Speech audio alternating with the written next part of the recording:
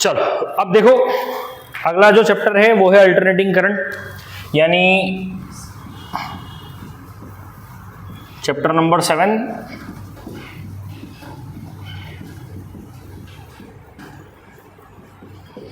देख अभी तक हमने जो करंट डिस्कस किया वो कौन सा करंट था? Direct current. डायरेक्ट करंट क्या होता है? डायरेक्ट करंट वो करंट है जिसमें करंट का मैग्नीट्यूड चेंज हो सकता है ना, मैग्नीट्यूड बदल सकता है, पर कभी भी करंट की डायरेक्शन चेंज नहीं होती है।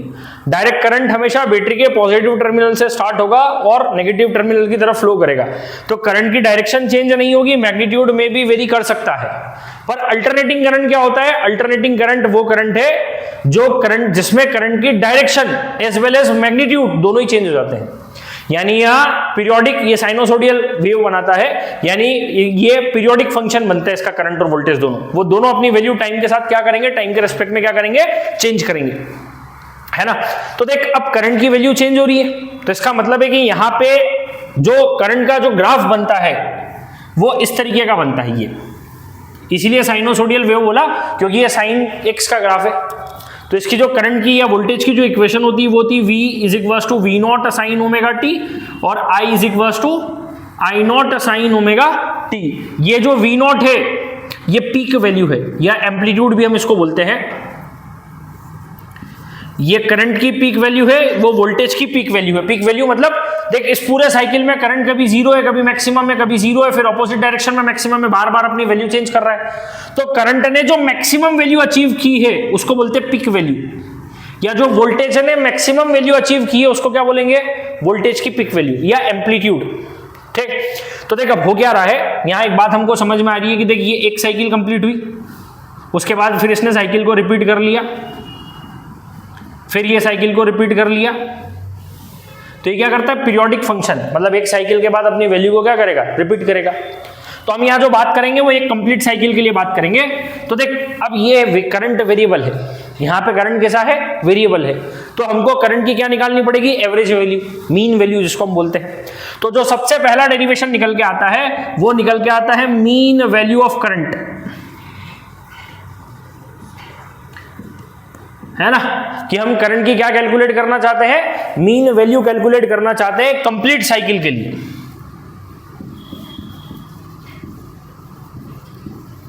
For complete cycle. देख अब कहानी समझ, करंट की वैल्यू क्या है, करंट की वैल्यू है I is equals to I naught sine omega T. Current की इक्वेशन यही लेंगे, जब भी अल्टरनेटिंग करंट आएगा करंट की इक्वेशन क्या लेंगे, I is equals to I naught sine omega t. मान ले dt टाइम में, है ना, यहां dt टाइम में dq चार्ज फ्लो हुए, कि let current remain constant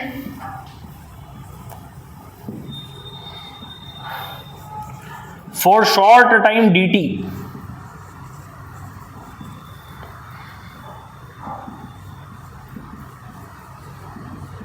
in circuit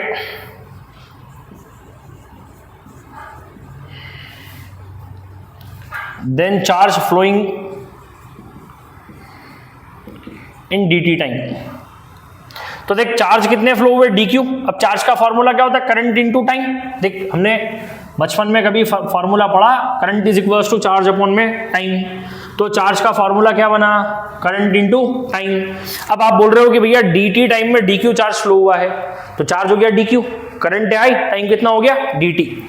अब एक काम कर, तेरे को टोटल करंट निकालना है ना, तो पहले टोटल चार्ज निकाल ले। अब टोटल चार्ज के लिए क्या करना पड़ेगा, इंटीग्रेशन।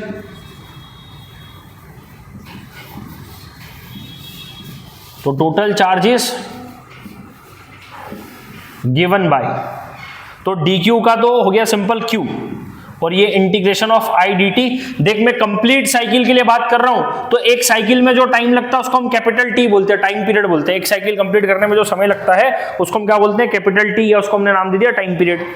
अब देख I की वैल्यू तेरे पास है, I की वैल्यू कितनी है, I naught sine omega T dt।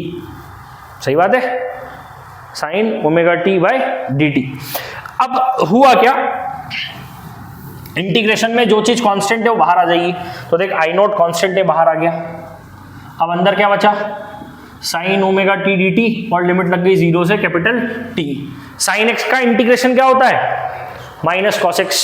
है ना। तो वैसे ही साइन ओमेगा टी का इंटीग्रेशन क्या हो जाएगा, minus cos omega T upon में ओमेगा और 0 से टी, तो ये आ गया माइनस आई नोट ओमेगा, अंदर कोस ओमेगा टी चल ही रहा है और लिमिट 0 से कैपिटल टी है। अब एक काम करो, अपर लिमिट रखो, सॉल्व करो,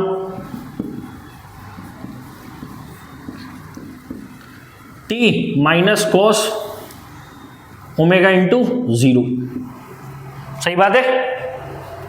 पहले कैपिटल अपर लिमिट रखी, फिर माइनस करके टी की जगह क्या रखा, लोअर लिमिट। अब देख ओमेगा का ना एक फॉर्मूला होता है, ओमेगा का फॉर्मूला होता है 2 पाई बाई टी। ओमेगा का क्या फॉर्मूला है, 2 पाई बाई टी, तो यहां रख दिया 2 पाई बाई टी, टी से टी कैंसल, कॉस 2 पाई की वैल्यू कितनी 1, कॉस 2 पाई की वैल्यू कितनी होती है 1, तो आई नॉट ओमेगा 1 माइनस कॉस 0 की वैल्यू भी 1, तो 1 माइनस 1 हो गया 0, 0 से इसका इंटू कराया तो कितना हो गया 0, यानी एक कंप्लीट साइकिल में चार्ज कितना फ्लो हुआ 0। तो करंट का फॉर्मूला क्या होता है, current is equal to charge upon में टाइम, यानी 0 अपॉन में। तो देख एवरेज करंट कितना फ्लो हुआ है कंप्लीट साइकिल में 0। रिजल्ट भी याद रखना कि एक कंप्लीट साइकिल में अल्टरनेटिंग करंट में कितना चार्ज फ्लो हुआ 0, करंट कितना फ्लो हुआ 0। अब देख सेम डेरिवेशन हमको हाफ साइकिल के लिए करना है, ये तो जो हमने करके देखा अभी, ये किसके लिए करके देखा, कंप्लीट साइकिल के लिए। अब हम हाफ साइकिल के लिए करके देखेंगे। देख हाफ साइकिल में सब कुछ सेम चलेगा, केवल लिमिट चेंज हो जाएगी, क्योंकि पहले आप 0 से t की बात कर रहे थे, अब हाफ साइकिल मतलब साइकिल का आधा, तो पहले अगर टाइम t लग रहा था तो अब कितना लगेगा t/2, ठीक है। तो ये t/2, ये t/2, ये t/2, ये t/2, ये t/2, इसमें कोई तकलीफ, जहां जहां t बन रहा था वहां सब जगह हमने t/2 कर दिया।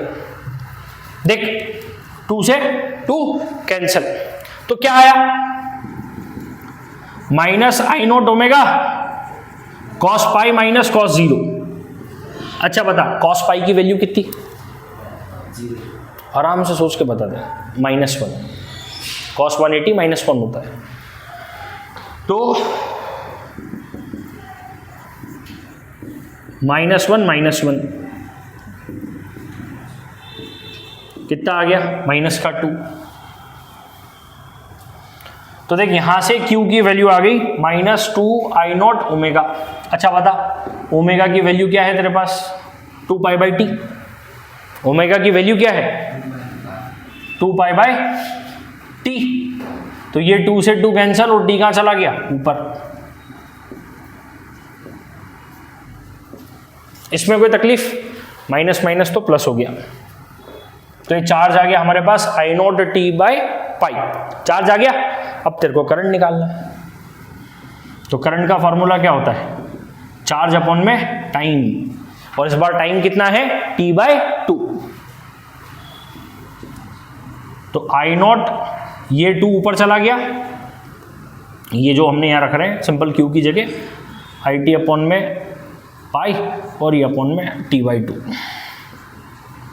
है ना। तो देख t से t क्या हो गया कैंसल, पाई नीचे 2 पर, तो 2 आई नॉट बाई पाई, ये करंट की वैल्यू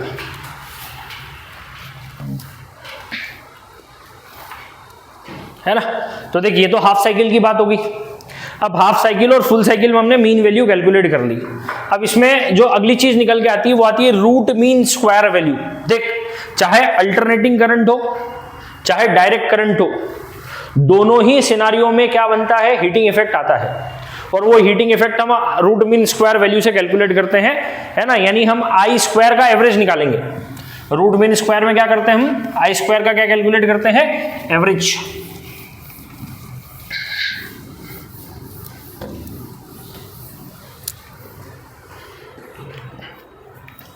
तो देख रूट मीन स्क्वायर वैल्यू है ना, क्या कैलकुलेट करना चाहते हैं रूट मीन स्क्वायर वैल्यू। देख आई की वैल्यू क्या है I naught sine omega T, ठीक। तो आई स्क्वायर का एवरेज निकालना है, तो देख आई स्क्वायर का एवरेज निकालना है, किसी का भी एवरेज निकालना है टाइम से डिवाइड कर दो, है ना। तो पहले तो ये देख लो कि एक कंप्लीट साइकिल में आई स्क्वायर की एवरेज वैल्यू क्या है, उसको टोटल टाइम से डिवाइड कर दो। तो देख आई स्क्वायर की कंप्लीट साइकिल में वैल्यू निकाल ली, उसको टोटल टाइम से डिवाइड कर दिया तो क्या आ जाएगी एवरेज वैल्यू। देख 1/t, आई की वैल्यू क्या है I naught sine omega T का होल स्क्वायर और क्या आ गया dt, तो I/t 0 से t आई naught square sine square omega T dt और आई स्क्वायर RMS। अब देख आई नॉट स्क्वायर कॉन्स्टेंट है तो ये तो बाहर आ गया और अंदर क्या बचा sine square omega T dt। अब देख सवाल ये उठता है क्या इसकी इंटीग्रेशन का कोई फॉर्मूला है आई साइन स्क्वायर का, नहीं। तो हमने इंटीग्रेशन में सीखा है कि जब भी साइन स्क्वायर आए तो कॉस में कन्वर्ट कर लो, cos 2 थीटा का फॉर्मूला यूज कर लो। देख हमने एक फॉर्मूला पढ़ा है कि साइन स्क्वायर थीटा जो होता है वो 1 माइनस cos 2 थीटा के इक्वल होता है, ये फॉर्मूला है 2 sine square theta is equal to 1 minus cos 2 theta. तो देख 2 मल्टीप्लाई में इधर भेज देंगे तो डिवाइड में, तो साइन स्क्वायर ओमेगा टी किसके बराबर आ जाएगा 1 minus cos 2 omega T upon में ओमेगा की। देख थोड़ा फास्ट चलेगा क्योंकि रिवीजन है ना, तो अगर ऐसा लगे तो वीडियो डाल ही रहा हूं मैं, पोस्ट करके देखते रहना वहां से। तो उठा के वैल्यू यहां रख दी, I square RMS I naught square by t 1 minus cos 2 omega T upon में 2 और dt, और लिमिट चली रही है 0 से t, लिमिट तो चली रही है 0 से t। अब एक काम करो जो जो चीज कांस्टेंट है उसको बाहर निकाल लो। तो देख आई नॉट स्क्वायर तो ऑलरेडी है, t भी बाहर है और ये 2 भी बाहर निकाल लिया, तो अंदर क्या बचा 1 minus cos 2 omega T dt। अब बता 1 का इंटीग्रेशन क्या होता है t, सरल भाषा में अगर हम समझे तो 1 का इंटीग्रेशन क्या हो गया t, और cos 2 ओमेगा टी का क्या हो जाएगा साइन 2 ओमेगा टी अपॉन में 2 ओमेगा, और लिमिट 0 से t चली रहा है, लिमिट क्या चल रहा है 0 से t। अब एक काम करो पहले अपर लिमिट रखो, तो देख आई नॉट स्क्वायर 2t, पहले अपर लिमिट रखा कैपिटल T, सब जगह पहले अपर लिमिट रख दिया। देख जहां जहां स्मॉल t है वहां सब जगह अपर लिमिट रख दिया कैपिटल T। फिर माइनस करके सब जगह क्या रखना है lower limit 0 sine 2 omega T into 0 upon में 2 ओमेगा। देख upper limit minus lower limit, पहले स्मॉल t की जगह पहले अपर लिमिट रख दी। अब ध्यान से सुनना, I naught square 2/t t minus sine 2 omega T upon में 2 ओमेगा। अभी हमने t के साथ कोई खिलवाड़ नहीं किया, मैं t की वैल्यू भी रख सकता हूं यहाँ, है ना। अब देख ये तो 0 है ऑलरेडी, अच्छा ध्यान से बताना 2 ओमेगा इंटू 0 क्या हो गया 0, साइन 0 की वैल्यू क्या हो गई 0, तो 0 माइनस 0 आ गया 0, और 0 अपॉन में 2 ओमेगा भी क्या आ गया 0, तो इसकी कहानी भी खत्म। अब ये तो पूरा 0 वाली टर्म है ना, तो इससे तो हमको कोई मतलब ही नहीं बचा। तो अब देख मेरा एक्सप्रेशन क्या आया, अब मेरा एक्सप्रेशन आया आई स्क्वायर RMS की value I naught square by 2t t minus sine 2 omega T upon में 2 ओमेगा। अब देख t की वैल्यू निकाले, देख अभी तू बोल रहा था कि ओमेगा की वैल्यू तो 2 पाई बाई टी है ना, तो यहां से t की वैल्यू क्या निकलेगी 2 पाई बाई ओमेगा, t की वैल्यू क्या निकलेगी 2 पाई बाई ओमेगा। तो देख जहां जहां t दिख रहा है वहां सब जगह क्या रख देगा तू 2 पाई बाई ओमेगा, जहां जहां t दिख रहा है वहां सब जगह तू क्या रख देगा 2 पाई बाई ओमेगा। तो देख ये हो गया आई नॉट, ये हो गया 2 इंटू 2 पाई बाई ओमेगा, ये हो गया 2 पाई बाई ओमेगा, ये हो गया 2 पाई बाई ओमेगा और अपॉन में 2 ओमेगा। अब ध्यान से सुनना, देख ओमेगा से ओमेगा क्या हो गया कैंसिल, देख 2 इंटू 2 कितना बना 4, तो साइन 4 पाई की वैल्यू 0 होती है, साइन 4 पाई की वैल्यू कितनी 0, तो 0 अपॉन में 2 ओमेगा क्या हो गया 0। तो देख इसकी कहानी तो पूरी खत्म होगी, ये तो पूरी टर्म ही 0 बन गई मेरी। तो अब देख अब एक्सप्रेशन क्या आया आई स्क्वायर RMS, ये ओमेगा कहाँ चला गया ऊपर, ये कितना आ गया 4 पाई, और इधर क्या बचा 2 पाई बाय ओमेगा। देख ओमेगा से ओमेगा, पाई से पाई, तो आई स्क्वायर RMS की वैल्यू कितनी आ गई I naught square by 2, square को उधर भेजा तो ये आ गया root I naught square by 2 यानी आई नॉट बाय √2। √2 की वैल्यू हमको पता है, √2 की वैल्यू रखोगे तो जो वैल्यू आपको मिलेगी वो मिलेगी 0.707 आई नॉट। तो देख आरएमएस वैल्यू पीक वैल्यू के इतने गुना होती है। ये ऑब्जेक्टिव में आया हुआ क्वेश्चन है, वैल्यू तो पूछी इसने पर साथ में ऑब्जेक्टिव में ये भी उसने साथ में आपसे पूछा है। देख इसमें एक थ्योरेटिकल क्वेश्चन इस चैप्टर में और बनता है, अल्टरनेटिंग करंट और डायरेक्ट करंट में डिफरेंस, कि भैया राइट द डिफरेंस। इससे दो डिफरेंस बनते हैं इस चैप्टर से, step up step down transformer का डिफरेंस और अल्टरनेटिंग करंट और डायरेक्ट करंट का डिफरेंस। दोनों इंपॉर्टेंट क्वेश्चन है। अगर अपन अल्टरनेटिंग और डायरेक्ट करंट के डिफरेंस की बात करें तो देख मैंने अभी बताया डायरेक्ट करंट में मैग्नीट्यूड बदल सकता है, डायरेक्शन नहीं बदलती है। अल्टरनेटिंग करंट में मैग्नीट्यूड और डायरेक्शन दोनों टाइम के रेस्पेक्ट में बदलती है, दोनों पीरियोडिकली होती है ना। अगला ये होता है कि जो आपका डायरेक्ट करंट होता है वो मैग्नेटिक इफेक्ट और केमिकल इफेक्ट दोनों शो करता है, यानी करंट कैरिंग कंडक्टर क्या बना रहा है, मैग्नेटिक फील्ड, ये मैग्नेटिक इफेक्ट हो गया।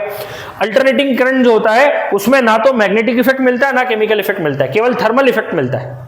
उसमें केवल क्या मिलेगा आपको, थर्मल इफेक्ट मिलेगा। तो जब भी एसी को मेजर करना होगा, तीसरा डिफरेंस कि जब भी एसी को मेजर करना होगा तो कौन सी मेथड, कौन सा डिवाइस, जो थर्मल इफेक्ट पे जो डिवाइस काम करते होंगे उनको यूज करना पड़ेगा।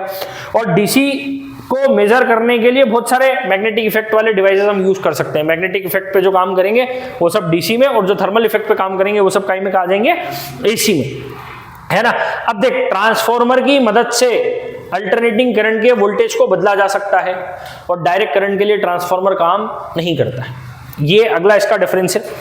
अगला ये होता है कि एसी करंट डीसी करंट से जो है वो ज्यादा डेंजर होता है, ज्यादा खतरनाक होता है ना, और डीसी करंट उससे लेस डेंजरस है, क्योंकि एसी करंट बार बार अपनी डायरेक्शन चेंज करता है तो उसमें जो ओवरऑल वोल्टेज जो लगाओगे वो V0 के टाइम्स आता है ना, मैग्नीफाई कर देता है उसको।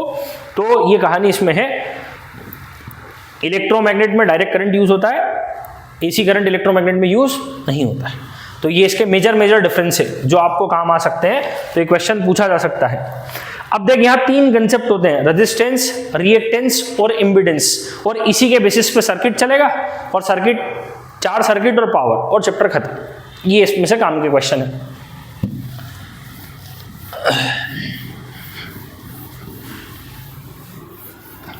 देख तो यहां पे आप एक शब्द सुनोगे बार बार, रेजिस्टेंस। तो कोई भी कंडक्टर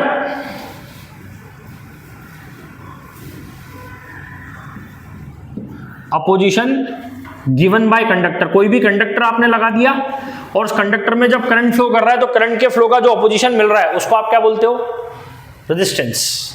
फिर आता है रिएक्टेंस। देख रिएक्टेंस दो टाइप के होते हैं, एक होता है कैपेसिटर के कारण और एक होता है कॉइल के कारण।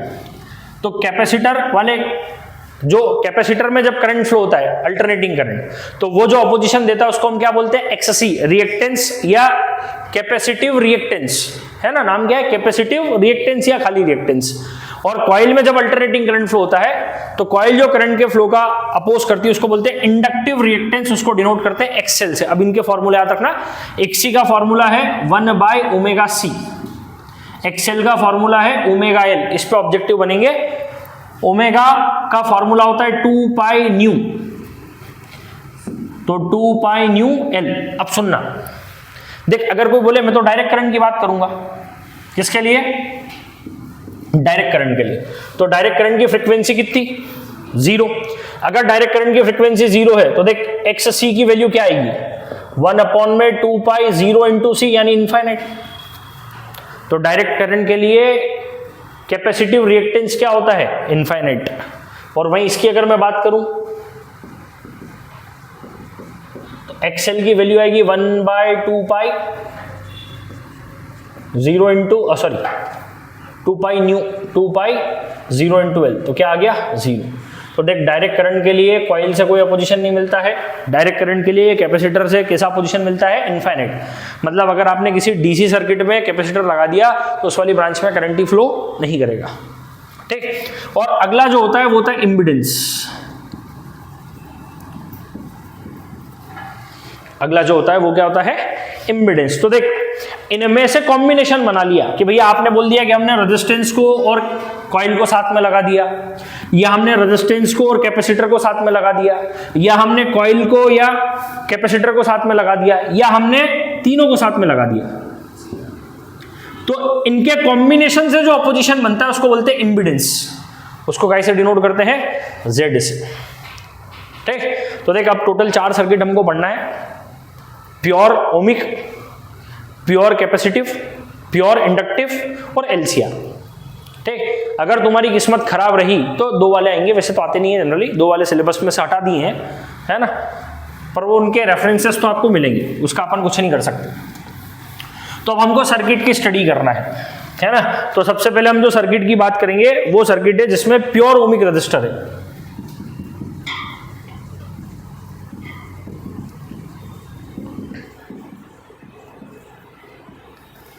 Pure ohmic resistance. अब प्योर ओमिक रेजिस्टेंस है तो मान ले कि वोल्टेज की इक्वेशन है V is equal to V naught sine omega t. Voltage की तो ये इक्वेशन आएगी, है ना। मान ले जो कैपेसिटर, जो सर्किट हमने बनाया है ये रहा, यहां पे हमने एसी सोर्स अप्लाई किया है। इस एसी सोर्स में वोल्टेज की इक्वेशन है V naught sine omega T.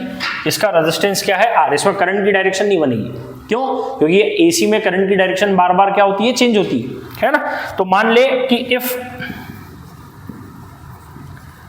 The value of current in R is I, then by Ohm's law, देख ओम्स लॉ क्या बोलता है? V इज इक्वल्स टू या I is equals to V by are.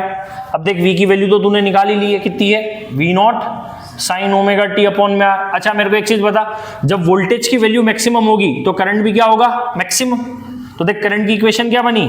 I is equals to I naught sine omega T. अब एक चीज ध्यान सुनना, ये होता है फेज, ये वोल्टेज का फेज है, ये कहीं का फेज है? करंट का। तो बता दोनों का फेज डिफरेंस कितना हुआ? फेज डिफरेंस कैसे निकालेंगे? इसके फेज में से इसके फेज को माइनस कर दे, तो ओमेगा टी में से ओमेगा टी माइनस करेगा तो क्या मिलेगा? 0। यानी कहने का मतलब क्या है कि यहाँ वोल्टेज और करंट साथ साथ में चलेंगे, है ना। यहाँ वोल्टेज और करंट दोनों क्या चलने वाले हैं? साथ में। तो देख एक बात तो हमको समझ में आ गई कि भैया यहाँ आई नॉट की वैल्यू है वी नॉट अपॉन में आर। आई नॉट की वैल्यू क्या है? वी नॉट अपॉन में आर। यहाँ फेज डिफरेंस कितना है? 0। यहाँ फेज डिफरेंस कितना है? 0। यानी इसका जो फेजर डायग्राम बनेगा, देख जैसे वोल्टेज की इक्वेशन फिक्स है ना, फेजर डायग्राम में वोल्टेज की पोजीशन फिक्स है। ये वोल्टेज कितना है? Omega t. वोल्टेज की मैक्सिमम वैल्यू क्या है? V naught. सही है। अब देख इसने क्या बोला कि करंट और वोल्टेज साथ साथ में चलेंगे, मतलब जहां वोल्टेज वहीं क्या आने वाला है? करंट। तो ये आई नोट आ गया। और वोल्टेज से थोड़ा छोटा एरो बनाना, क्यों? क्योंकि बना वायर से, मेटल से ही बना है ना, तो एनर्जी लॉस होगी। इसी करंट जितना पोटेंशियल उससे थोड़ा कम करंट मिलेगा। तो ये इसका फेजर डायग्राम है। तो देख ये तो प्योर ओमिक रेजिस्टेंस हो गया। अगले की बात कर, अब जिसमें बात कर प्योर कैपेसिटर हो, है ना। तो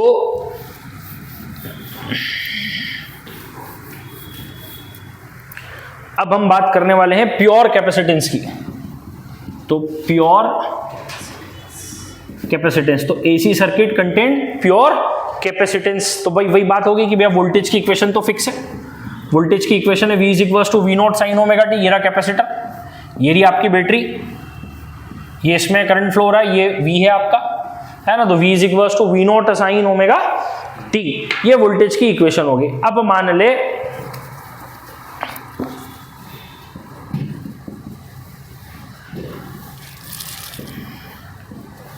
एट द सेम इंस्टेंट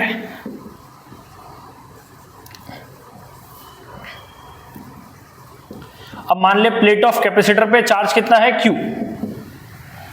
है ना।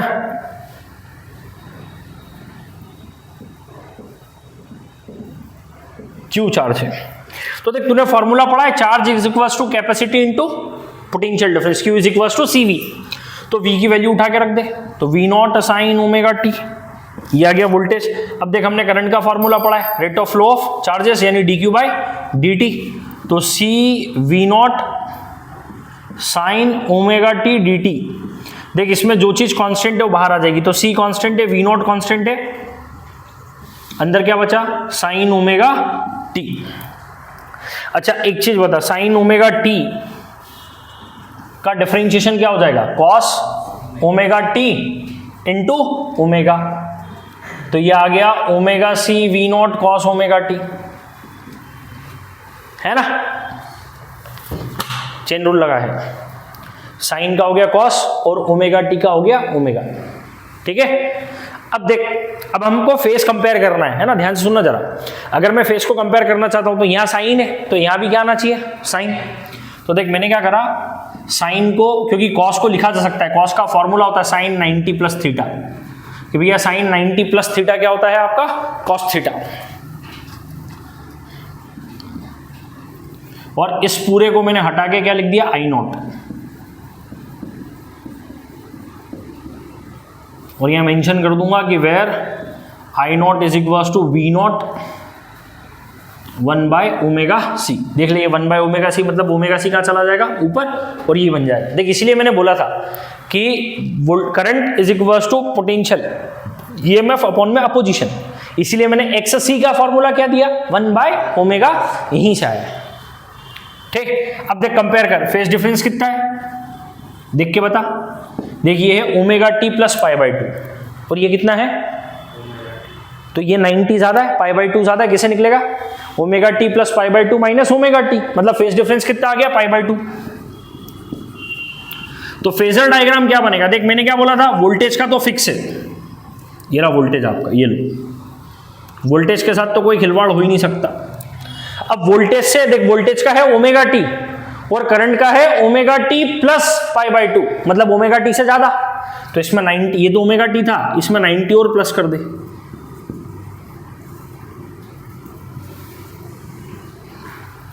ये आ गया फेज डिफरेंस, ये इसका फेजर डायग्राम। तो करंट की इक्वेशन है ना, करंट के पीक वैल्यू, फेज डिफरेंस और फेजर डायग्राम, है ना, ये प्योर कैपेसिटर की कहानी है। अब हम बात करेंगे जिसमें प्योर कॉइल है, ये थोड़ा सा पेचीदा है कॉइल वाला, ध्यान से सुनना जरा इसको।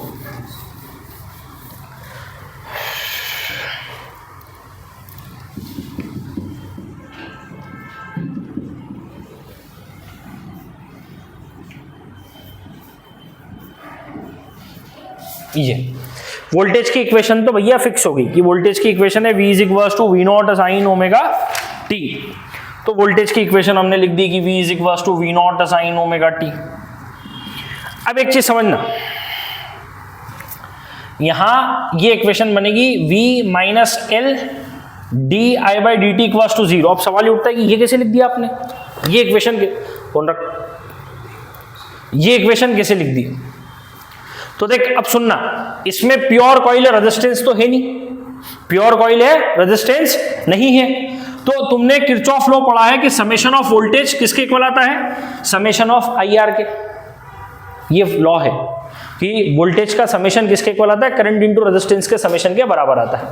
अब इस केस में रेजिस्टेंस तो है ही नहीं, मतलब आर की वैल्यू क्या है 0 है, तो समेशन ऑफ वी किसके बराबर आना चाहिए, समेशन ऑफ करंट इंटू 0, यानी किसके बराबर आना चाहिए 0। अब देखिए कॉइल है, तो कॉइल में इंड्यूस्ड ईएमएफ आता है, और तुमने पढ़ा कितना आता है minus L D I by D T.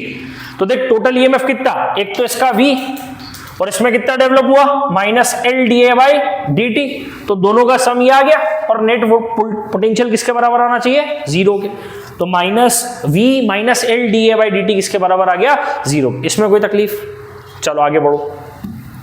अब माइनस के उसको उधर भेजा तो काय का हो गया प्लस का, तो V is equal to L D I by D T, ये वैल्यू आ गई।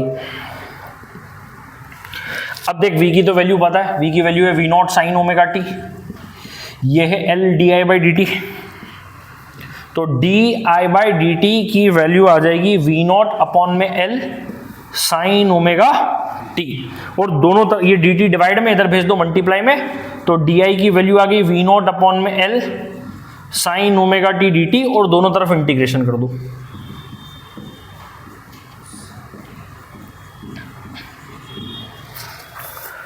तो डी आई का इंटीग्रेशन तो आई हो गया, वी नॉट एल कॉन्स्टेंट है, बाहर आ गया, अंदर क्या बचा, sine omega T D T. अब बता साइन ओमेगा टी का इंटीग्रेशन क्या होता है, minus cos omega T upon में ओमेगा, तो लगा दो यहां पे ये,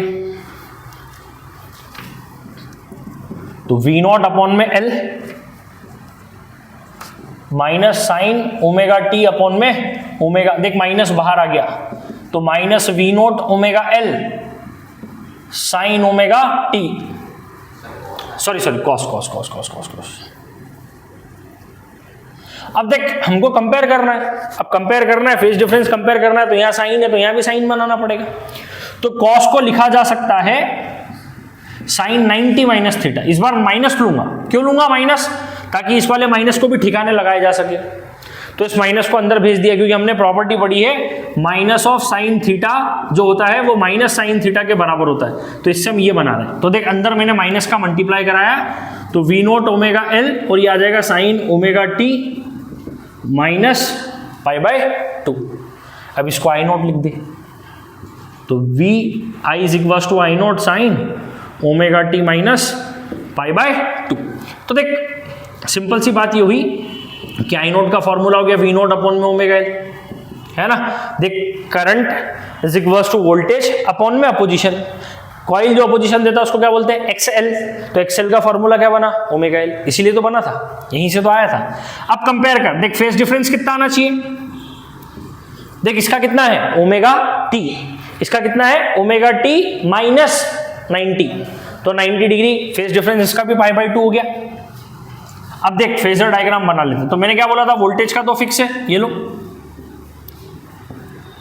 अब इससे 90 कम मतलब 90 माइनस कर दे, ये 90 माइनस कर देगा, ये इसका फेजर डायग्राम आ गया। ये तेरे तीनों प्योर कैपेसिटर के केस हो गए, है ना, कि भैया तूने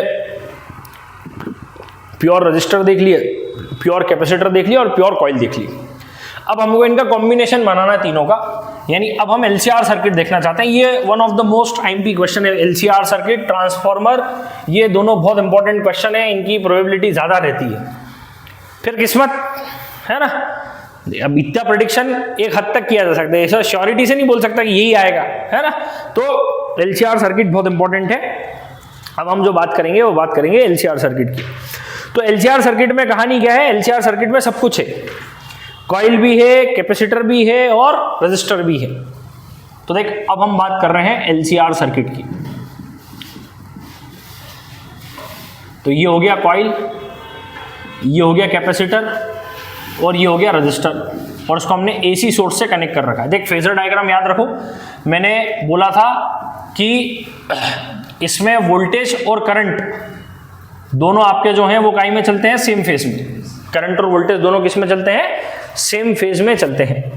और कैपेसिटर में क्या होता है, करंट आगे चलता है और वोल्टेज कहाँ चलता है, पीछे, और इसमें वोल्टेज आगे चलता है और करंट कहाँ चलता है, पीछे। 90 का डिफरेंस है। देख अभी तूने देखा था इक्वेशन बनी थी sign omega T minus pi by 2, तो 90 पीछे था वोल्टेज से, है ना।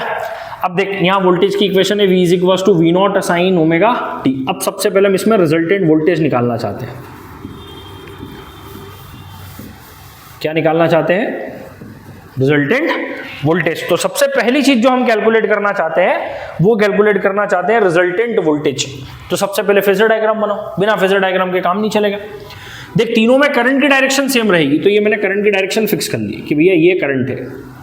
अब देख जिधर करंट है उधर रेजिस्टेंस है, करंट से 90 डिग्री आगे VL है, ये आ गया VL, करंट से 90 डिग्री पीछे VC है। देख अब सुनना, मान ले ये ऑब्जेक्ट है, इस पे 10 न्यूटन का फोर्स ऊपर लग रहा है, 2 न्यूटन का फोर्स नीचे लग रहा है, तो बता नेट फोर्स कितना आया, 10 माइनस 2 यानी कितना आ गया, 8 न्यूटन, यानी कितना आ गया, 8 न्यूटन। ठीक है,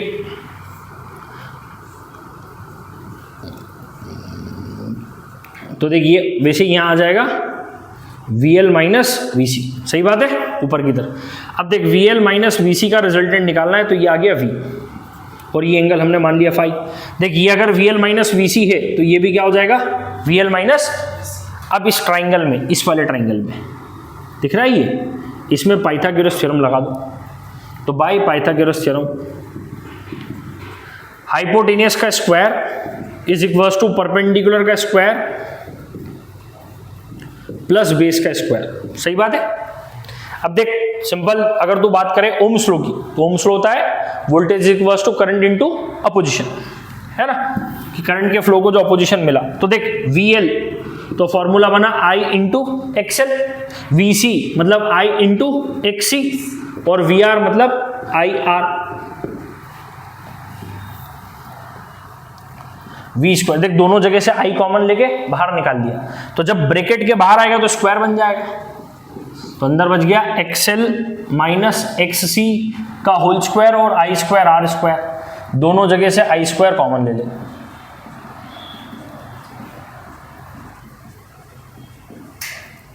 है ना, स्क्वायर के उधर भेजा, अंडर रूट बना, तो ये आ गया I square XL minus XC का whole square plus R square. देख I स्क्वायर को रूट के बाहर लाए तो क्या हो गया, I XL की जगह XL की वैल्यू रख दी ओमेगा L, XC की जगह XC की वैल्यू रख दी ओमेगा C और अपॉन में R स्क्वायर। ये आ गया तेरा रिजल्टेंट वोल्टेज निकला। अब रिजल्टेंट वोल्टेज के बाद जो अगली चीज तेरे को कैलकुलेट करनी है वो कैलकुलेट करनी है इम्पीडेंस। तो देख तूने V का फॉर्मूला निकाला, V is equals to I under root omega L minus 1 by omega C का whole square plus R square. देख I मल्टीप्लाई में इधर भेजेंगे तो काई में आ जाएगा, डिवाइड में, तो ये आ गया V by I R square omega L minus 1 by omega C का होल स्क्वायर। और V अपॉन में I क्या होता है, Z होता है, तो Z की वैल्यू आ गई under root R square omega L minus 1 by omega C का होल स्क्वायर। ये हमारा इम्पीडेंस है Z, ठीक है, ये इम्पीडेंस निकल के आ गया। अब देख इम्पीडेंस के बाद अगला हमको निकालना है फेज डिफरेंस। अगला हम क्या चाहते हैं इसमें, फेज डिफरेंस चाहते हैं, यानी हम चाह रहे हैं tan phi। क्या कैलकुलेट करना चाह रहे हैं, tan phi।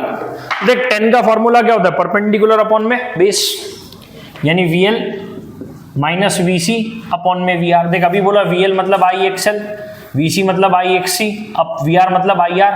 देख ऊपर से I कॉमन ले लिया तो XL माइनस XC अपॉन में IR, तो I से I क्या हो गया, कैंसिल, तो XL माइनस XC अपॉन में R, है ना। तो देख फाई का फॉर्मूला बना tan इनवर्स ओमेगा L की जगह XL की जगह लिख सकता है ओमेगा L, XC की जगह लिख सकता है ओमेगा C और अपॉन में R। ये आ गया तेरा फेज डिफरेंस।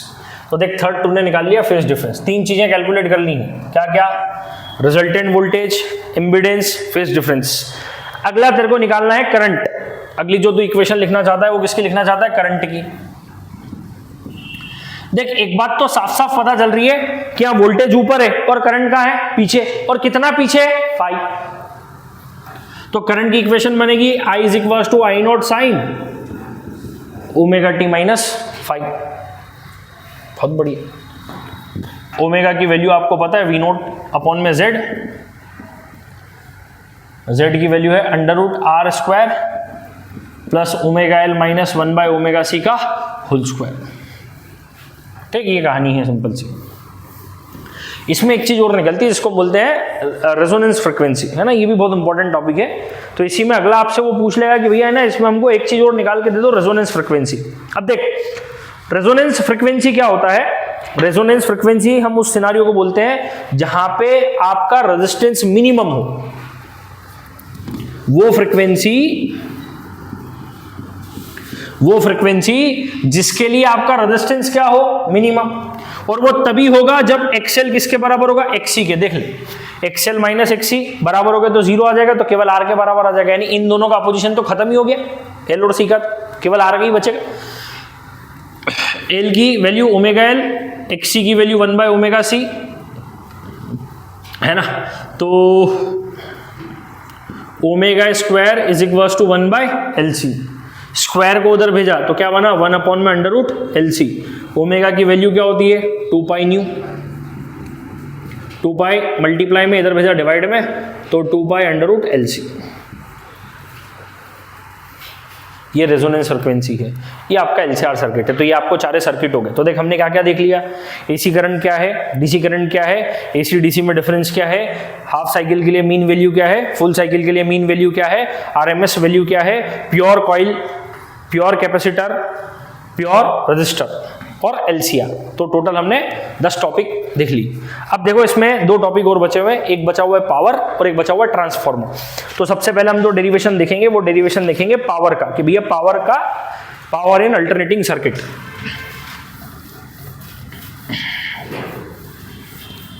तो देख पावर का फॉर्मूला क्या होता है, जनरली इलेक्ट्रिक पावर जो होती है उसका फॉर्मूला क्या होता है, instantaneous voltage into instantaneous current. भाषा में अगर बात करें तो नॉर्मली यहां पे देख एवरेज पावर निकलेगी। कारण क्या है कि भैया वोल्टेज भी बदल रहा है और करंट भी बदल रहा है, दोनों वेरिएबल हैं, तो यहाँ एवरेज पावर आपकी कैलकुलेट होती है। तो देख हमने नॉर्मली पावर का फॉर्मूला क्या पढ़ा है, पावर का फॉर्मूला पढ़ा है वोल्टेज इंटू करंट। पावर का फॉर्मूला क्या पढ़ा है, वोल्टेज इंटू करंट। अब हमने क्या करा, वोल्टेज की इक्वेशन हमको पता है, वोल्टेज की इक्वेशन है V naught sine omega T, current की इक्वेशन है I naught sine omega T minus 5। Phase difference दोनों का अलग अलग कर दिया।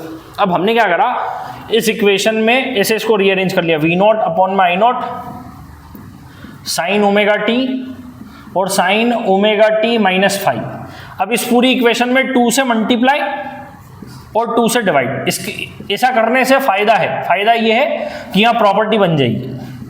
देख हमने बचपन में 2 साइन ए साइन बी की प्रॉपर्टी पढ़ी है, तो 2 साइन ए साइन बी की प्रॉपर्टी होती है कॉस ए माइनस बी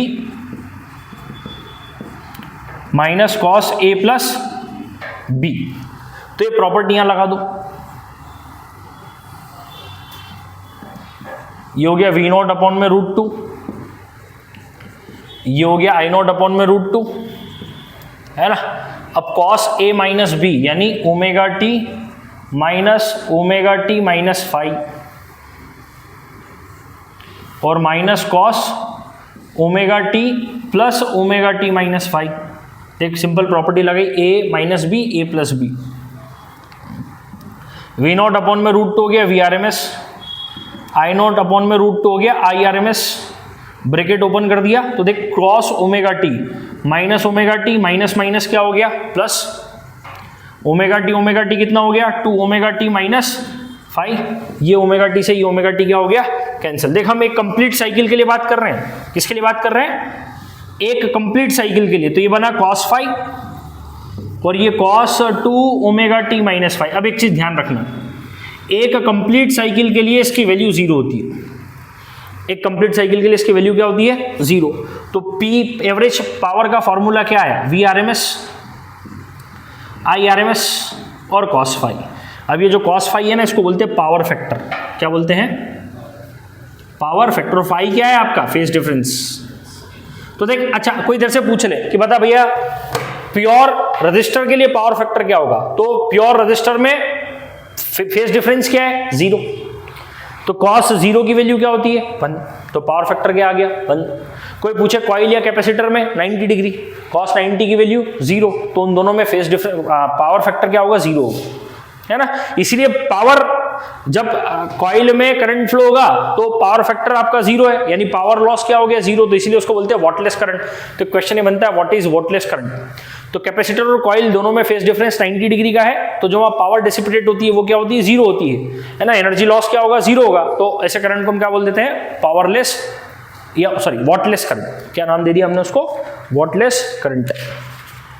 अब देख जो लास्ट टॉपिक हमारा इस चैप्टर का है वो है ट्रांसफार्मर। तो ट्रांसफार्मर का डेरिवेशन ऐसा कोई बहुत डिफिकल्ट है नहीं, ट्रांसफार्मर का बेसिक ही हमसे पूछा जाता है। देख सबसे पहली तो चीज है कि ट्रांसफार्मर है क्या। तो ट्रांसफार्मर एक डिवाइस है जो हाई वोल्टेज को, सुनना जरा, ट्रांसफार्मर एक डिवाइस है जो हाई वोल्टेज को या तो लो वोल्टेज में कन्वर्ट करता है या लो वोल्टेज करंट को किस में कन्वर्ट करता है, हाई वोल्टेज में। देख मैं बोल रहा हूं हाई वोल्टेज मतलब करंट लो होगा, वोल्टेज और करंट उल्टे चलेंगे। तो हाई वोल्टेज लो करंट को किस में कन्वर्ट करेगा, लो वोल्टेज हाई करंट। क्या याद रखेगा, वोल्टेज और करंट उल्टा चलने वाले हैं। अगर मैं बोल रहा हूं हाई वोल्टेज तो बाय डिफॉल्ट नीचे क्या आएगा लो करंट, तो हाई वोल्टेज लो करंट। अगर मैं बोल रहा हूं लो वोल्टेज तो बाय डिफॉल्ट क्या आएगा हाई करंट। याद वोल्टेज से रखना, तू वोल्टेज से याद रखेगा सब कुछ हो जाएगा। तो ट्रांसफार्मर एक डिवाइस है जो क्या करता है, लो वोल्टेज करंट को हाई वोल्टेज या हाई वोल्टेज करंट को लो वोल्टेज करंट में क्या कर देता है, कन्वर्ट कर देता है। किस प्रिंसिपल पे काम करता है, तो ये काम करता है म्यूचुअल इंडक्शन के प्रिंसिपल पे। तो किस पे काम कर रहा है ये? म्यूचुअल इंडक्शन के प्रिंसिपल पे काम करता है। यानी यहां पे दो कॉइल होंगी, एक होगी प्राइमरी कॉइल, एक होगी सेकेंडरी कॉइल, और इन कॉइल को जिस पे आपने लपेट कर रखा उसको बोलते हैं कोर। तो यहाँ एक लेमिनेटेड कोर होता है, soft iron core, laminated core होता है। उसके एक एंड पे आप प्राइमरी कॉइल लपेटते हो, उसके दूसरे एंड पे आप क्या लपेटते हो? Secondary coil. अब सुनना, दो टाइप के ट्रांसफार्मर हुए, एक हुआ स्टेप अप और एक हुआ स्टेप डाउन। इन दोनों के डिफरेंस इंपॉर्टेंट है, एग्जाम में आता है step up step down transformer का डिफरेंस। वोल्टेज से याद रखना, देख स्टेप अप मतलब वैल्यू बढ़ानी है, अप मतलब वैल्यू बढ़ानी है, तो तू क्या करेगा? स्टेप अप ट्रांसफार्मर तेरा लो वोल्टेज को किस में कन्वर्ट करेगा? हाई वोल्टेज में। यानी देख कहने का मतलब क्या है कि तूने जो इनपुट दिया वो कम दिया है और तेरे को आउटपुट क्या चाहिए? ज्यादा। स्टेप डाउन में क्या करने वाला है ये? हाई वोल्टेज, क्योंकि देख डाउन मतलब वैल्यू कम करना है, तो ये हाई वोल्टेज से किस में कन्वर्ट करेगा? Low voltage. ये हाई वोल्टेज से किस में कन्वर्ट करेगा? लो वोल्टेज में। क्या ये बात समझ में आती है?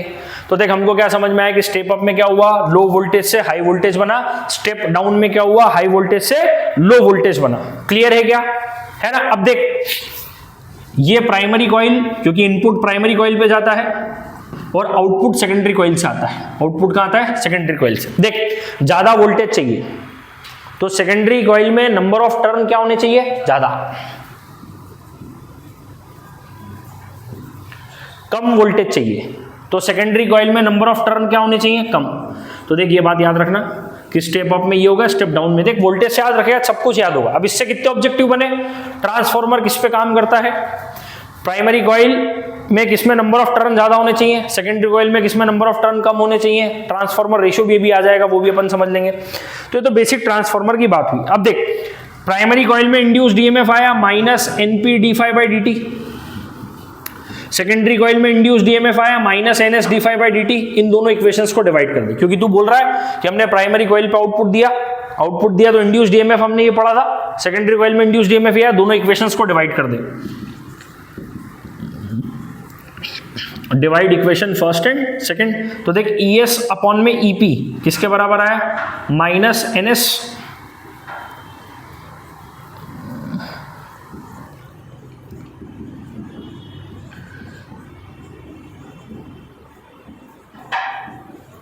तो देख D phi by D T से D phi by D T क्या हो गया? कैंसिल। माइनस से माइनस क्या हो गया? कैंसिल। यानी EP अपॉन में ES किसके बराबर आ गया? NP अपॉन में NS के। तो EP अपॉन में ये आ गया आपका ट्रांसफार्मर। अब इसकी आगे की कहानी समझ। देख जितना इनपुट तूने दिया उसके हिसाब से पोटेंशियल डेवलप होगा, वोल्टेज डेवलप होगा। तो प्राइमरी कॉइल में जो वोल्टेज डेवलप हुआ वो प्राइमरी कॉइल के ईएमएफ के बराबर है। क्यों? क्योंकि यहां लॉस कुछ भी नहीं है। तो उसके हिसाब से एक और इक्वेशन बन गई, EP अपॉन में ES किसके बराबर आ गया? VP अपॉन में VS किसके बराबर आ गया? NS अपॉन में NP अपॉन में NS। और इसी को हम बोलते हैं ट्रांसफार्मर रेशियो। इसी को हमने क्या नाम दिया? R। NS अपॉन में NP को हम क्या बोलते हैं? Transformer ratio. और इसी को हमने क्या नाम दिया? R। ठीक। अब सुनना, देख हम बोल रहे हैं स्टेप अप में NS की वैल्यू ज्यादा है, मतलब न्यूमरेटर बड़ा हो गया और डिनोमिनेटर छोटा हो गया, तो रेशियो 1 से बड़ा आएगा। इस केस में देख न्यूमरेटर छोटा है ना, डिनोमिनेटर बड़ा है और न्यूमरेटर छोटा है, तो ट्रांसफार्मर रेशियो 1 से क्या आएगा? कम। ये भी अगला ऑब्जेक्टिव है। ठीक। अब ट्रांसफार्मर में इफिशियंसी आती है, तो कितनी इनपुट दी कितना आउटपुट मिला। तो इफिशियंसी का फॉर्मूला होता है कितना इनपुट आपने दिया, इनपुट पावर, और उसके हिसाब से आपको आउटपुट कितना मिला। तो इफिशियंसी होता है इनपुट पावर अपॉन में आउटपुट, आउटपुट पावर अपॉन में इनपुट पावर। अगला ट्रांसफार्मर पे क्वेश्चन बनता है एनर्जी लॉस और कैसे उसको रिड्यूस किया जा सकता है। तो थ्योरेटिकल क्वेश्चन है। कॉपर लॉस, क्योंकि देख कॉइल आपकी कॉपर से बनी हुई है, तो जब कॉइल में करंट फ्लो होगा तो एनर्जी रेजिस्टेंस के कारण एनर्जी का लॉस होगा। रिड्यूस कैसे किया जा सकता है? ऐसी कोई जुगाड़ देखो जिससे कॉपर का रेजिस्टेंस कम हो जाए। तो तरीका बड़ा सिंपल है, क्या करो, मोटी कॉइल ले लो, है ना। जितना ज्यादा एरिया ऑफ क्रॉस सेक्शन होगा आपके वायर का, उतना कम रेजिस्टेंस होगा, उतना कम हीटिंग इफेक्ट आएगा। दूसरा आपका आयरन लॉस होता है, फिर मैग्नेटिक फ्लक्स लीकेज होता है, क्योंकि देख जो आपका कोर है वो कहीं से बना हुआ है? आयरन से, सॉफ्ट आयरन से। तो जब उसमें इंड्यूस्ड ईएमएफ चेंज होता है तो सॉफ्ट आयरन कोर में ईडी करंट प्रोड्यूस होता है। ईडी करंट करके कुछ होता है, पहले था सिलेबस में, अब नहीं है, सुन लो खाली होता है। तो उस ईडी करंट से एनर्जी लॉस होती है ना, वो अनवांटेड है, वो चाहिए नहीं फिर भी आ गया, तो अब लॉस ही हुआ एक तरीके का।